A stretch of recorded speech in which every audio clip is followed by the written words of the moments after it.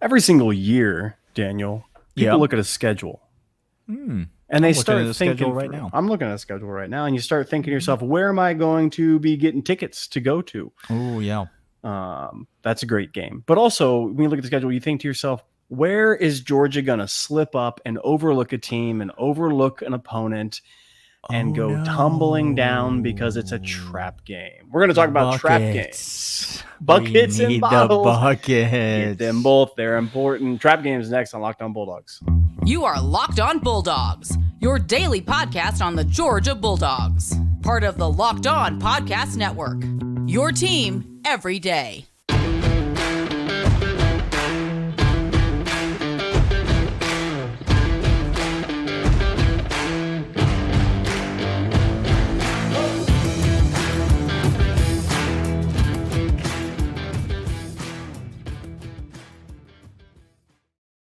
What is up, everybody? Welcome back to the Locked On Bulldogs podcast. I'm Daniel. He is Clint, and this episode is about trap games. It's brought to you by the bucket that hopefully you have sitting very close to you. Don't go home without it. If you thought we were going to let you just slide into the weekend riding high on the number one recruit in the 2024 class, you have not seen this podcast very often. You don't know who we are. By the way, if you're watching on YouTube, thank you so much. Subscribe, leave us a comment. Happy to have you on board. And if you're listening on audio, subscribe to whatever podcast listening platform is your favorite. Leave us a 5-star rating and review. If you're watching on YouTube right now and you want to help us out, do us a favor. Go subscribe on the audio side on Apple Podcast or Spotify or wherever you get your podcast. That would be great. So, Clint, we look at this schedule, and we're going to talk about trap games. So we're going to talk about 3 potential trap games. Now, we have to classify trap games in 2 categories here. So I want to lay some groundwork. I want to set some foundations here.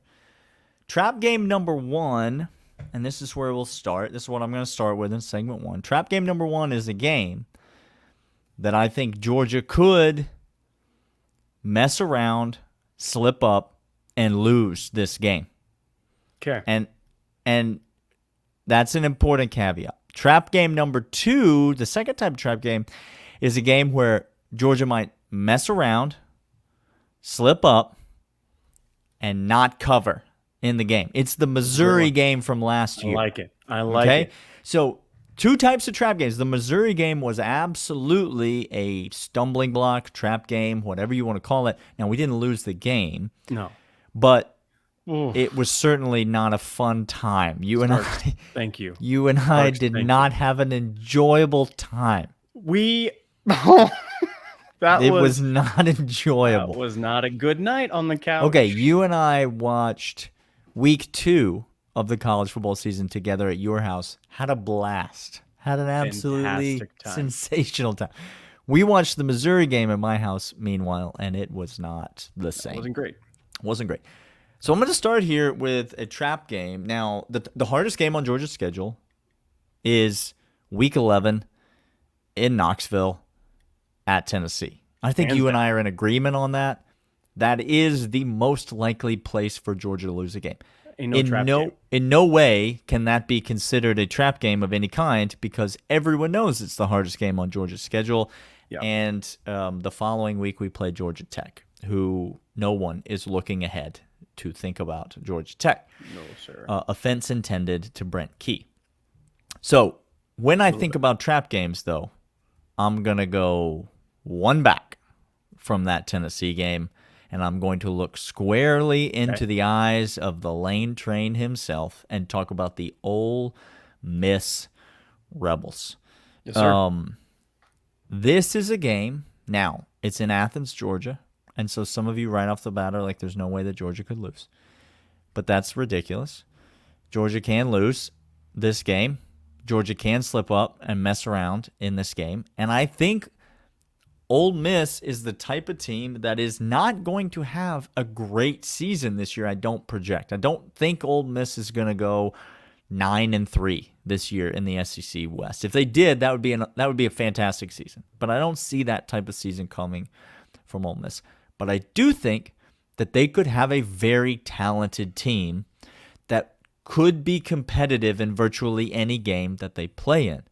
And that largely starts, to me, with their coach, Lane Kiffin, who can scheme an offense around and against any defense in the country, and the two guys who are competing for the quarterback job there in Oxford this year. Jackson Dart, who was on the team last year, who I thought played well and looked good at times. Jackson Dart, a lot of mobility, can make some throws, was a little green last year, but I think another year under his belt. And then Spencer Sanders, the guy from Oklahoma State, comes in, transfers in as a graduate, 1 year left. He's going to be competing with Jackson Dart for the job. Spencer Sanders, I don't know how else to describe him, and I mean no disrespect, although this is going to sound incredibly disrespectful. A little bit. Spencer Sanders is Bo Nix. He is Bo Nix. Now, if you're a Georgia fan, that probably has you thinking it's impossible for him to beat us, which I understand. But what I mean when I say he is Bo Nix is he is simultaneously, like not game to game, but I'm talking about in the same moment. He is both very good and very bad. That's who Spencer Sanders is. And so if you get very good Spencer Sanders or you get very good Jackson Dart combined with the Lane Kiffin offense, I'm not saying I'm predicting a loss. This is a legitimate trap game, even though it's at home, Clint.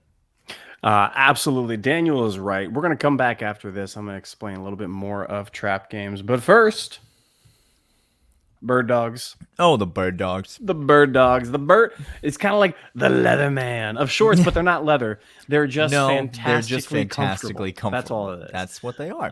Birddogs.com/LockedOnCollege. Go over there right now and get one of the most comfortable athletic shorts. They're not just leisure. They're not just looking good. No. They are everything you need. If you wear them out and about. You wear them to the coffee shop. You wear them on a walk. You wear them on a hike. You wear them on a run. I went running in them the other day. You wear them swimming. They're great for that too. It's like an amphibious vehicle. You just go in the water, then you go right on out and you walk down to my man in Chicago with the duck boats over there, and he said that's a Bird Dog short is what that is. That's what that is. Birddogs.com/LockedOnCollege. These things are fantastic. They really are. Currently wearing a pair still in this moment. It just not taking them off. Birddogs.com/LockedOnCollege. Promo code LockedOnCollege.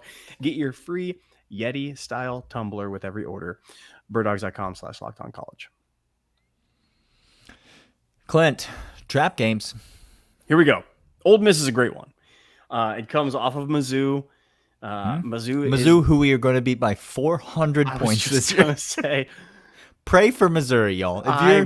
If you're the kind of person who hits their knees and just likes to try to think, pray for old Eli and Missouri. Eli Drinkovitz might just at that game calmly and coolly put down the headset on the clipboard on the sideline and just walk straight out. Dominic Lovett scored 6 touchdowns and we beat Missouri by 400 points. That's my official prediction.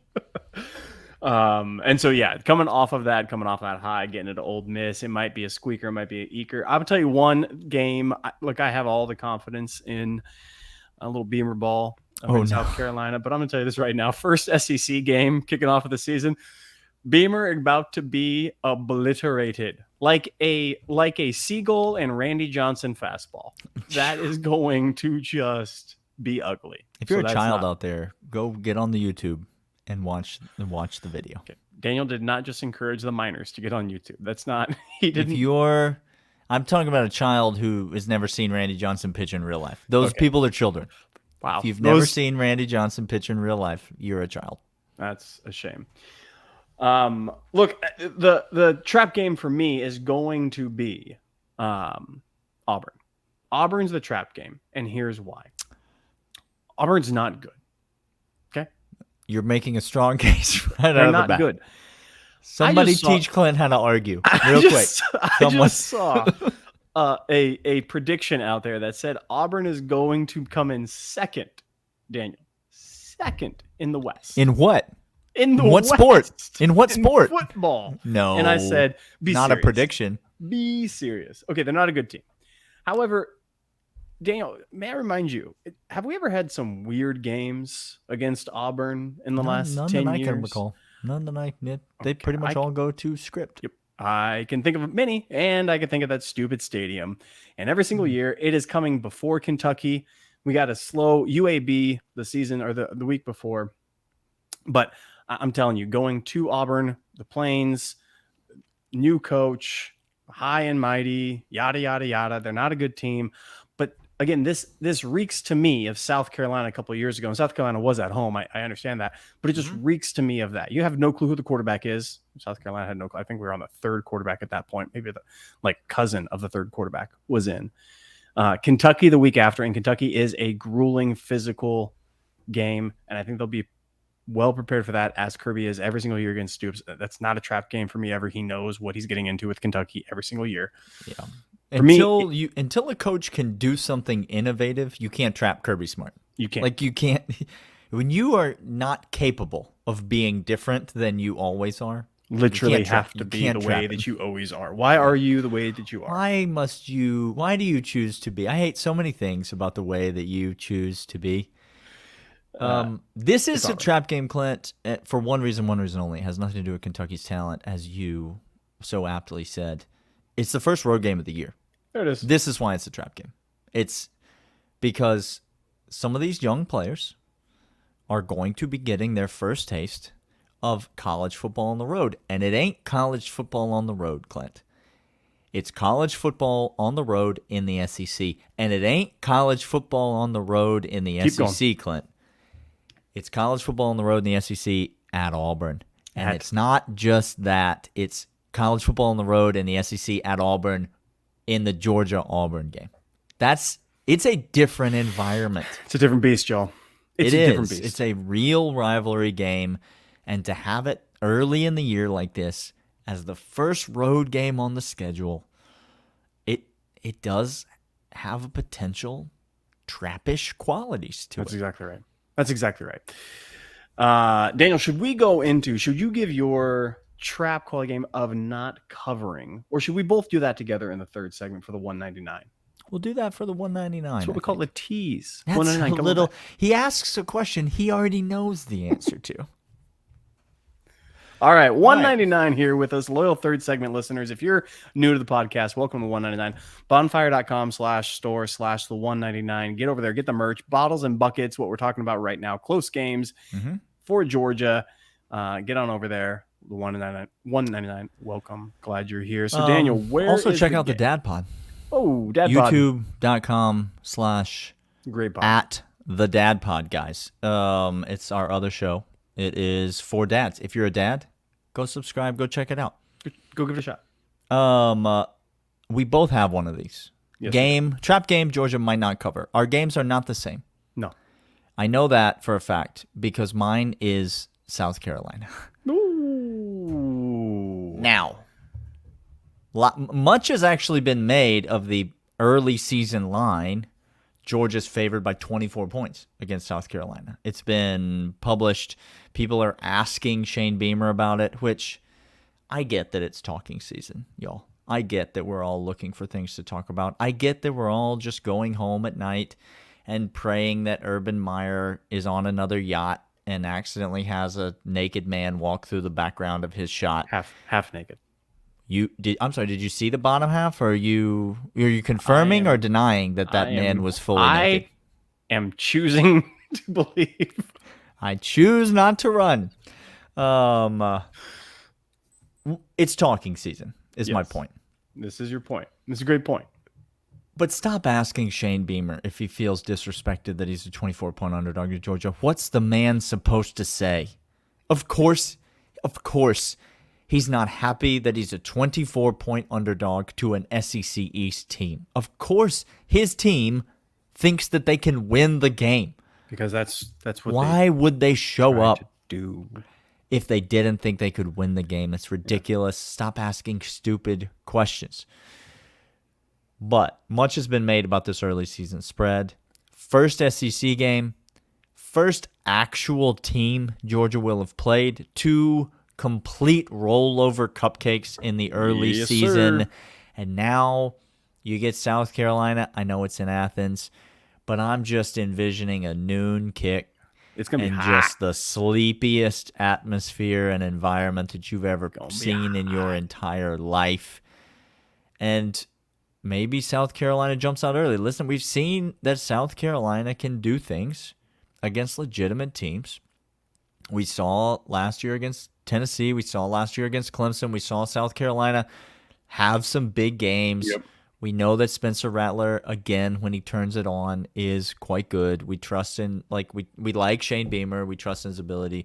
I'm saying if Georgia wins this game by 14 points or 17 points, it's not going to surprise me at all. And you're telling me Georgia's favored by 24. If Georgia wins this game by 7 at this point, I mean, yes, I'll be surprised. I don't think that's going to happen, but I'm not going to be devastatingly blown away if that happens. So that's 30 a to potential 14 trap game. Isn't a possibility for that game. It's 100% a It's possibility. So yeah, trap game not to cover. I'm going to go South Carolina. Okay, this is the easiest money every single year. I don't know why you all are overthinking. I hate so many things about the way that you choose to be. The man can't change. It's Kentucky, and it's literally every year, whatever the spread is, it is by 3 to 6 points is the game. It is going to be raining. It is going to be a slog fest, and they are going to run 56 times, and they're going to think it's Chris Rodriguez back there again, and they're going to look back and be like, I don't know who that is, but he's getting the rock 56 times. It's what Kentucky does against Georgia. I don't care. Every single time I look for this line and I say, give me, I don't bet against Georgia, and I would never do that, but a point total, I'll find that point total. I'll take the under on that all day long because it's Kentucky, and we've seen it time and time and time and time again. Don't be surprised that spread is not going to cover. I will not be making that a lock when it comes around, unless Vegas is tempting me by giving me something close to like 16 points, and they're just begging for me to get some action. I'm going to jump all over that, but it's not going to be 13 to 16 points. It's going to be 18, 19, 20 point spread. And that is not going to happen against Kentucky.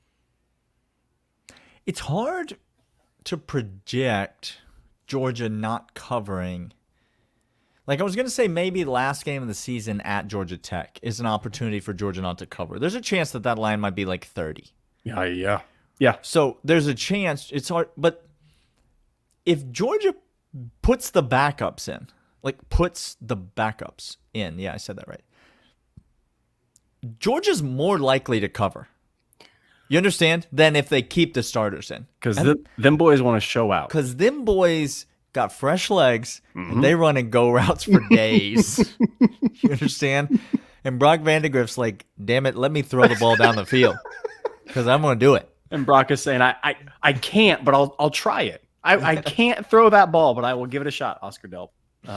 No, it is true. This has been Locked On Bulldogs, part of Locked On Podcast Network. Your team every day. Come back next week. We will talk more dogs with y'all then. See ya.